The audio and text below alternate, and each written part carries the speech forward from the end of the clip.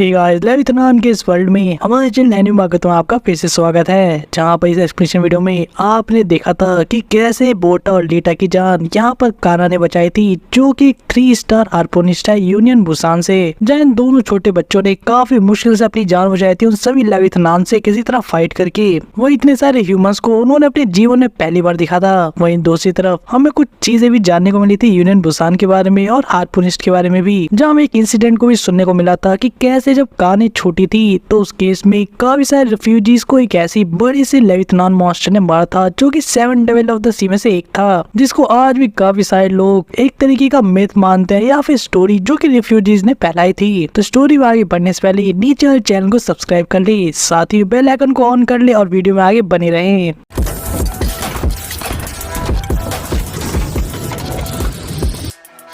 Chapter की starting उसी point से होती है, यानी कि हम ब्रून और काने के बीच में हम उस चीजों की डिस्कशंस को देख रहे थे, जहाँ पे काने ने बताया था कि कैसे उसने बचपन में विटनेस किया था अपनी आंखों के सामने लेविथान मॉन्स्टर्स के लिए ये लोग एक शिकार से ज्यादा कुछ नहीं है, जो कि पानी के ऊपर सिर्फ तैरते रहते हैं। और ब्रून को ये समझ में आया था कि इसी वजह से काने लेविथान से इतना ज्यादा हेट करती है, जो उन्हें इतनी क्रूरता से मारते आ रही है। वहीं इसी बीच लीटा और बोटा, जिनको रेस्क्यू किया गया था इन हार्पोनिस्ट के टीम के थ्रू, उनको काफी प्राइमरी रिपोर्ट्स के बाद इन्हें मेन एंट्रेंस की तरफ से लेकर जाया जाता है, यानी कि मेन शिप यूनियन बुसान पर। जब इन्हें लीड कर रहा था वही गवर्नमेंट पब्लिक ऑफिशियल, जो कि काफी लो लेवल का था। और यहाँ पर हम देखते कि इन्हीं में से कुछ लोगों ने बोटा और लीटा के कुछ बचे सामान जो कि रैकेट में थे वहाँ से कलेक्ट करके बोटा को वापस दे देते हैं, जिनमें काफी सारी यूजफुल चीजें भी थी। वही उसी सरकारी ऑफिशियल के थ्रू हमें पता लगता है कि इन्हें कुछ टाइम के लिए टेम्पररी होम भी दिया जाएगा डिपार्टमेंट के थ्रू, जिसे सुनकर बोटा काफी एक्साइटेड हो जाता है कि आखिर फाइनली घर मिल गया। वहीं पे ये गवर्नमेंट ऑफिशियल उन्हें वार्न करता है कि अगर यहाँ लंबे देर तक रहना चाहते हैं तो उन्हें किसी तरह से कोई परेशानी क्रिएट नहीं करनी होगी यहाँ पर,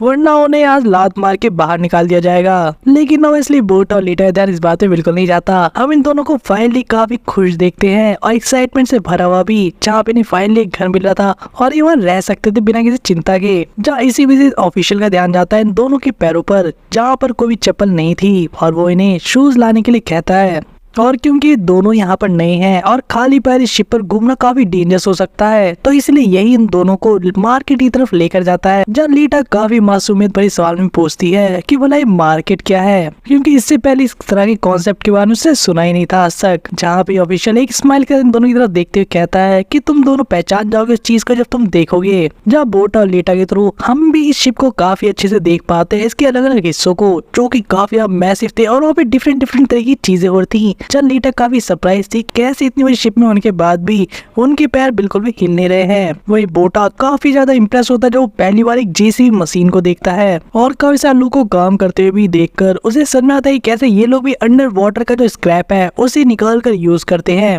वही में आगे चलकर कुछ मॉडर्न सबमरीन भी देखने को मिलती है, जो कि 1 मैन सबमरीन होती है किसी को भी पानी के अंदर ले जाने के लिए, जिसको कि रिपेयर किया जा रहा था। वहीं पे उस ऑफिशियल को फॉलो करते हुए दोनों फाइनली मार्केट पे पहुंच जाते हैं, और इन दोनों बच्चों की रिएक्शन तो आप देख ही सकते हो, जहाँ पे दोनों शौक थे कि इतने सारे लोग एक ही जगह पर कैसे हो सकते हैं, जहाँ वो इतनी ज्यादा रौनक थी। जहाँ लीटा नोटिस करती है कोई इंसान यहाँ पे काफी सारी मछलियां बेच रहा था, वहीं पे कोई गाना बजा रहा था। इसके साथ ही काफी डिफरेंट तरीके खाने को भी देखते हैं, जो देखकर तो उनके मुंह में पानी आ जाता है। वहीं पे गवर्नमेंट ऑफिशियल इन दोनों को अपने को फॉलो करने के लिए कहता है, जहाँ फाइनली एक जूते की दुकान पर पहुंच गए थे, और यहाँ पर हमें रेट भी जानने को मिलता है कि यहाँ पे 2 पेयर जूतों के लिए 30 नट देने पड़ेंगे, जो कि बेसिकली यहाँ की करेंसी है। और इस सवाल के आंसर में जो रेट उसे सुनने को मिला था, यानी कि 30 नट्स, ये सुनकर तो यहाँ पे सरकारी ऑफिशियल भी सरप्राइज होता है कि रेट इतनी जल्दी कैसे बढ़ गए, और वो रिफ्यूजी होने की वजह से इन बच्चों के लिए एक डिस्काउंट भी मांगता है।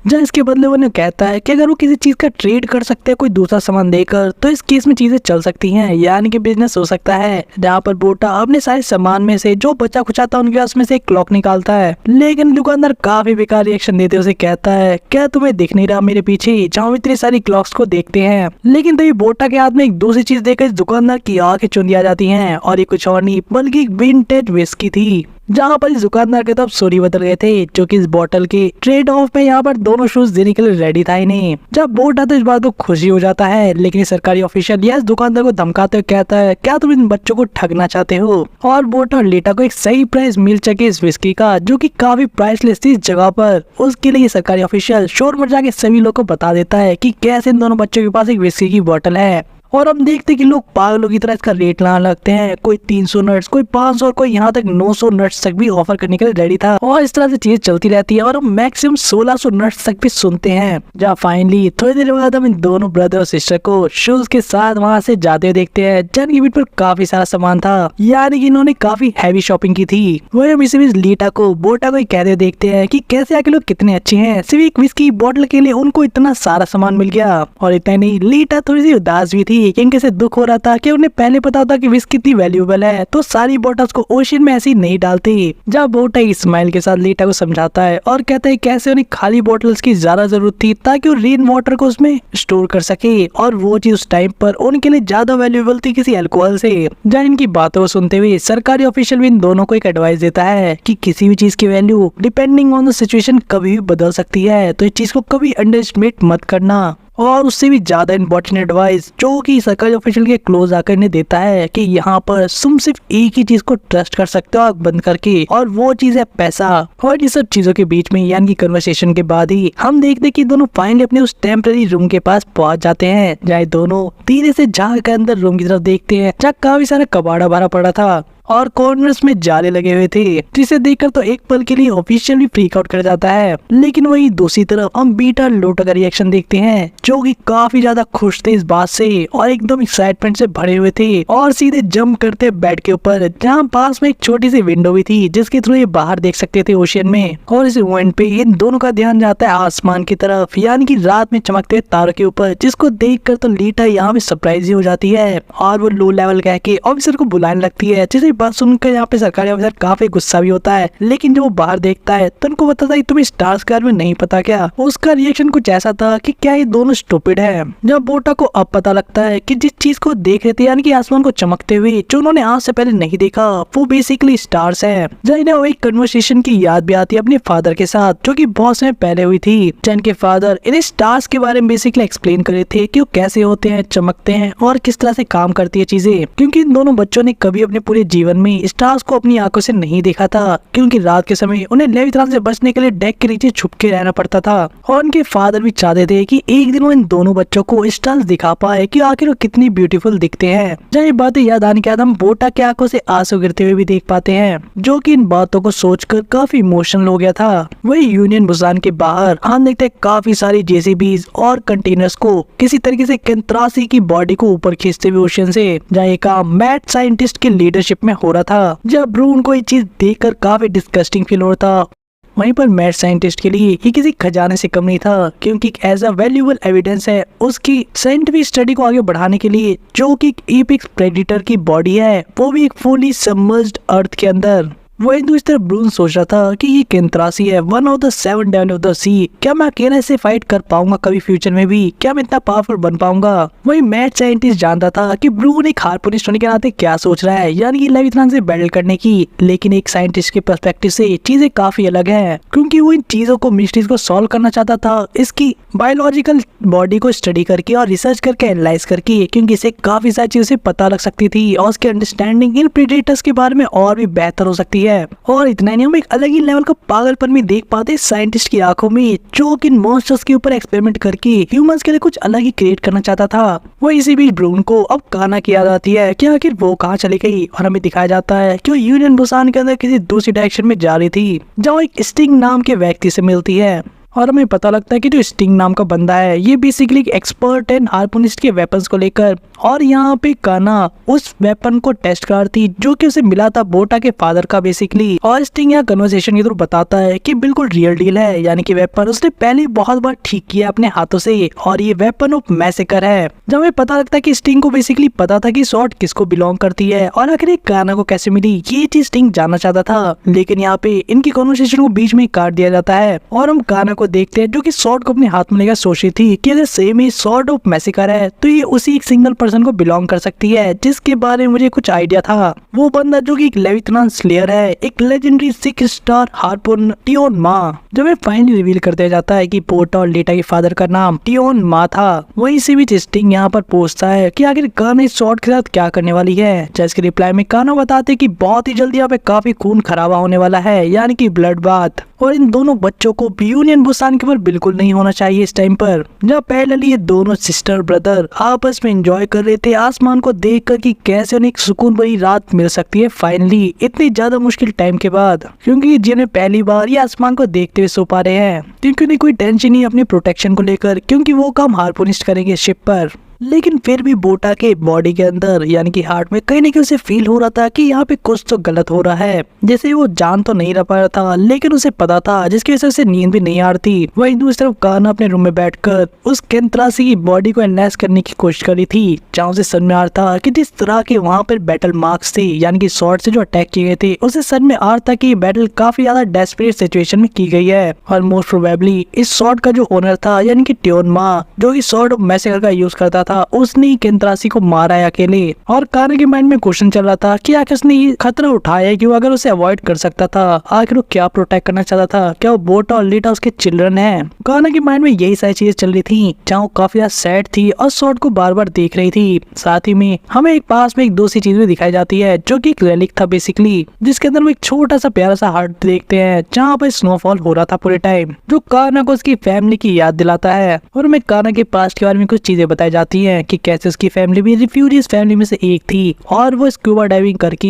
अंदर से स्क्रैप निकाले किसी तरह अपने जीवन का गुजर बसर कर रहे थे। जब हम चाइल्डहुड काना को भी देखते हैं जो कि सेम टाइम पर काफी डिस्कस्टिंग फील करती है जब उसे बार बार सी बेड मिल रहे थे स्क्रैप के अंदर, लेकिन उसके पेरेंट्स उसे समझाते हैं कि ये किसी भी तरह का ट्रैश या कचरा नहीं है बल्कि एक तरीके की ट्रेजर हंटिंग है। और ऐसे एक मोमेंट में उन्हें वो रेलिक भी मिला था यानी कि जिसके अंदर एक घर बना हुआ है और बर्फ गिर रही है। जब बचपन में कार ने जब इस चीज को देखा था और उसे उसके पेरेंट्स ने चीज दी थी तो काफी खुश हुई थी, क्योंकि इसे देखकर उसे पता लगा था कि कैसे पास्ट में जो ह्यूमन सिविलाइजेशन थी वहाँ के लोग इस तरह की जगह पर रहा करते थे। लेकिन कार ने उस चीज को वापस अपने पेरेंट्स को दे दी थी इतना पसंद करने के बाद भी, क्योंकि वो उसे बेचकर अच्छा पैसा कमा सकते थे। लेकिन यह काना की मदद से समझाती है कि बेसिकली गिफ्ट है तुम्हारे पेरेंट्स की तरफ से, तो हम इसे बेचने की जरूरत नहीं है। जहाँ उस पॉइंट पर काना इस घर को देखकर सोच रही थी कि काश मैं भी ऐसी जगह पर एक टाइम पर रह पाती। वहीं इस पास्ट के मोमेंट के अंदर हमें बताया जाता है कैसे जो रिफ्यूजीज है वो छोटी शिप्स पे रहते हैं और स्क्रैप मेटल कलेक्ट करके या फिर ट्रेड करते हैं यूनियन बुसान के साथ, जहाँ बदले में उन्हें खाना पानी और बाकी चीजें मिलती हैं जो कि एसेंशियल है लिविंग के लिए। और उस टाइम ऑफ पीरियड पे काना को काफी ज्यादा एडमिरेशन थी, खासकर यूनियन बुसान शिप को देखकर जो कि साइज में इतनी मैसिव थी, क्योंकि काना को पता था कि जो लोग यूनियन बुसान के अंदर रहते हैं उन्हें लेविथान का कोई भी डर नहीं रहता,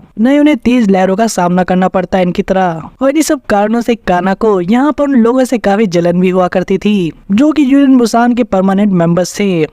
क्योंकि काना उसकी फैमिली थ्राई जितने भी रिफ्यूजीज थे हर कोई यहाँ पे फुल सिटीजन बनना चाहता है यूनियन बुसान का, क्योंकि उनकी लाइफ में काफी ज्यादा स्ट्रगल भरा पड़ा था, क्योंकि उनकी लाइफ लगातार ज्यादातर खतरे में रहती थी उन लोगों से जो कि यूनियन बुसान में रहते थे, क्योंकि यहाँ पर एक्सीडेंट के साथ ही लेविथनान भी उनके ऊपर कई बार अटैक कर दिया करते थे। न कई बार काना के काफी क्लोज लोग को भी हम मरते हुए देखते हैं मूवमेंट्स में, जहाँ पर एक बार इसकी एक अंकल मिसेज मिडोई नाम की पर्सन मर जाती है लेविथनान के अटैक्स के बाद। और इस पॉइंट पर काना को बिल्कुल भी ये चीज समझ में नहीं आती थी कि आखिर उन्हें ऐसे क्यों रहना पड़ रहा है। वही काना के जो फादर थे वो उनकी सेफ्टी और प्रोटेक्शन की वजह से काफी ज्यादा ऑब्सेस्ड हो चुके थे ट्रेजर को ढूंढने के लिए, ताकि उन्हें किसी तरीके से बुसान की फुल सिटीजनशिप मिल सके। लेकिन काना को ऐसा लगता था कि ये चीज बिल्कुल भी अचीवेबल नहीं है, ये एक पाइप ड्रीम है, और खासकर इस स्क्रैप मेटल्स के अंदर भला कोई ट्रेजर कैसे हो सकता है। जैसे कुछ दिन और बीतते हैं और एक टाइम ऐसे स्क्यूबा डाइविंग के टाइम पे इन लोग को एक सही में काफी एंशिएंट और इम्पोर्टेंट ट्रेजर मिल जाता है, जिसे हमें दिखाया जाता है कि कैसे एक मार्चूरा हैवी इंडस्ट्री का लोगो होता है, जिसके अंदर काफी हाईटेक सबमरीन्स थी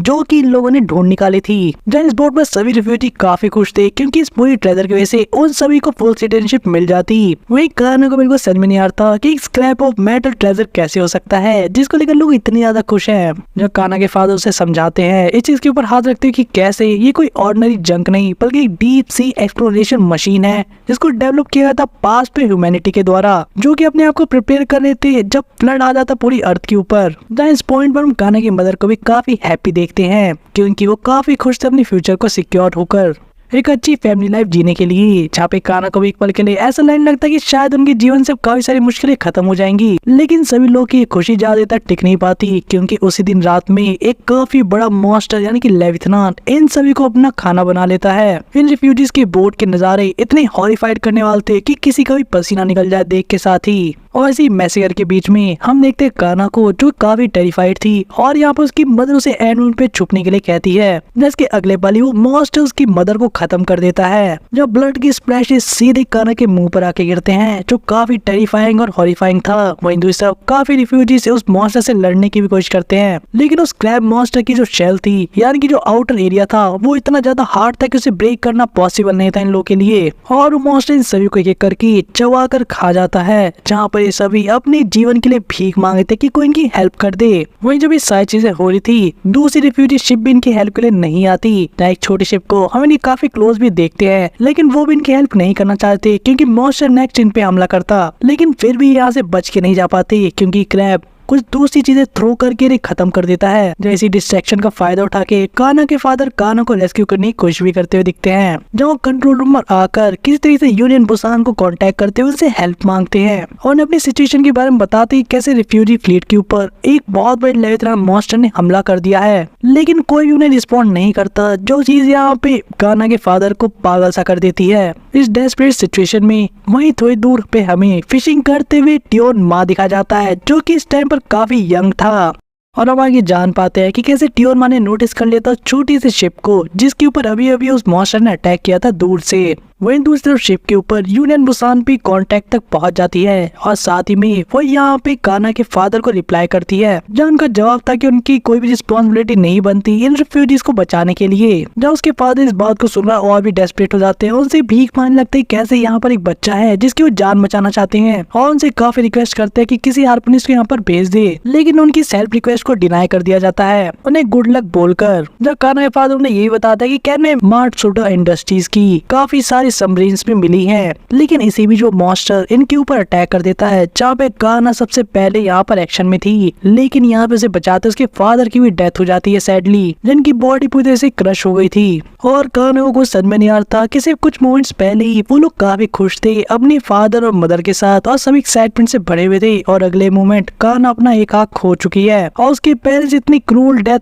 मिल चुके हैं और अब उसकी बारी है इस मॉन्स्टर के द्वारा खाने जाने की। जब काना की सारी उम्मीदें खत्म हो चुकी थी इस पॉइंट तक, लेकिन इससे पहले वो मॉन्स्टर यहाँ पर काना को भी कंज्यूम करता। हम एंड पे ट्योन मा को उसे बचाते हुए देखते हैं, जो कि उसे बताता है कि उसे अपनी लाइफ को इतनी जल्दी गिव अप नहीं कर देना चाहिए। जब हम यहाँ पर एक और सर्वाइवर को देखते हैं जो कि पूछता है कि आखिर वो बंदा कौन है, यानी कि ट्योन मा। जब ट्योन मा अपना इंट्रोडक्शन देते बताता है कैसे हार्पोनिस्ट है यूनियन बुसान से, जो इन्होंने भी इसका नाम सुना था क्योंकि ये बंदा काफी फेमस था उन सभी लोगों के बीच में, जहाँ पे उसके पास सॉर्ट ऑफ मैसेकर थी। जिन सभी बातों को जान को सैलर काफी ज्यादा खुश होता है कि कैसे यूनियन बुसान उन्हें फाइनली बचाने आ गया, और इसलिए जो बाहर की तरफ देखता है कि बाकी के हार्पोनिस्ट बना कहाँ है। जहाँ इसी बीच ट्योन मा काफी सीरियस होकर उसे कहता है कि मैं उस लेविथान को थोड़ी देर डिस्ट्रैक्ट करूंगा, तुम इस मोमेंट का फायदा उठा के बोट लेके यहाँ से निकल जाओ। और अब उस सर्वाइवर को समझ में आया था कि ट्योन यहाँ पे अकेले उस लेविथान मॉन्स्टर का सामना करने आ गया है, जो कितना डेंजरस लग रहा था उसके सामने। वही हम ट्योन इस लेविथान के बीच का एक्शन भी स्टार्ट होते हुए देखते हैं। ना ट्योन को एक झलक में पता लग गया था इस मॉन्स्टर की जो आउटर शेल है वो काफी स्ट्रॉन्ग है, चाहे मॉन्स्टर ट्योन पे काफी अटैक भी करता है, लेकिन ट्योन इसे काफी इजिली डॉज कर जाता है। और इसी बीच हम देखते हैं कि जो लाइफ बोट थी उसको भी पानी में उतार दिया गया था। वही ट्योन काउंटर अटैक में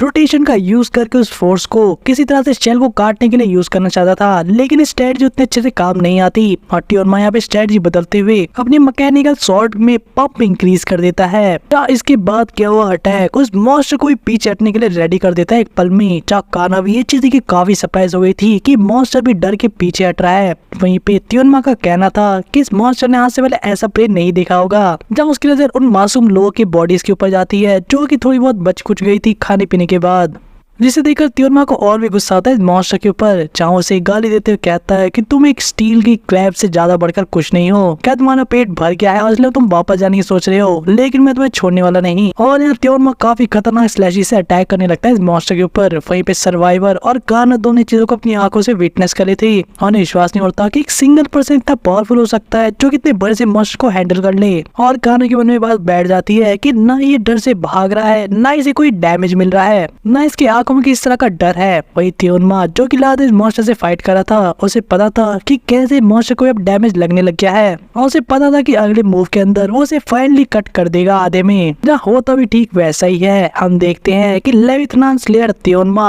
जो कि प्रेडेटर्स के भी हंट करने में माहिर है, जो शिकारी को खुद शिकार बना दे, वो है थियोनमा। और इसी एक्शन के बीच में ही आज के एक्सप्लेनेशन वीडियो को यहीं ओवर करते हैं। जाने वाले वीडियो में आपको यंग थियोनमा का और भी एक्शन देखने को मिलेगा, साथ में आपको काना की लाइफ के बारे में भी जानने को मिलेगा, उसकी चाइल्डहुड के टाइम पर और फ्यूचर में बोटा और लीटा का वाला क्या होने वाला है यूनियन बुसान में, जिसके बारे में उन्हें कुछ भी पता नहीं है कि वर्ल्ड कितना डार्क है। तो इस सभी चीजों के आंसर आपको मिलेंगे नेक्स्ट वीडियो में, लेकिन उसके लिए आपको करना पड़ेगा चैनल को सब्सक्राइब, बेल आइकन को ऑन, साथ ही वीडियो को ज्यादा शेयर और वीडियो पसंद आ रही तो उसे हाइप करना ना भूलें। तो मिलते हैं आपसे नेक्स्ट वीडियो में।